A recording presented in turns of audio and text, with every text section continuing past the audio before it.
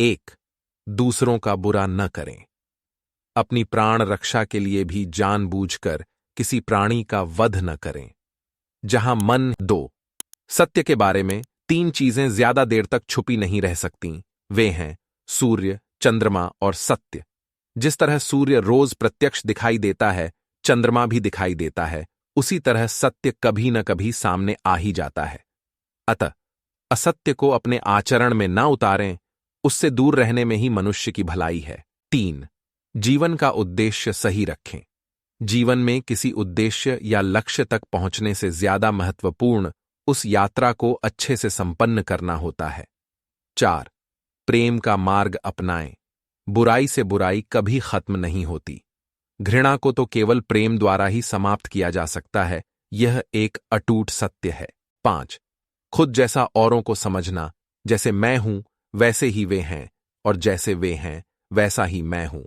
इस प्रकार सबको अपने जैसा समझकर न किसी को मारें न मारने को प्रेरित करें। 6. स्वयं पर विजय। जीवन में हजारों लड़ाइयां जीतने से अच्छा है कि तुम स्वयं पर विजय प्राप्त कर लो। फिर जीत हमेशा तुम्हारी होगी, इसे तुमसे कोई नहीं छीन सकता। 7. दूसरों को सुख दें। मनुष्य यह विचार किया करता है कि मुझे जीने की इच्छा है, मरने की नहीं, सुख की इच्छा है, दुख की नहीं। यदि मैं अपनी ही तरह सुख की इच्छा करने वाले प्राणी को मार डालूं, तो क्या यह बात उसे अच्छी लगेगी?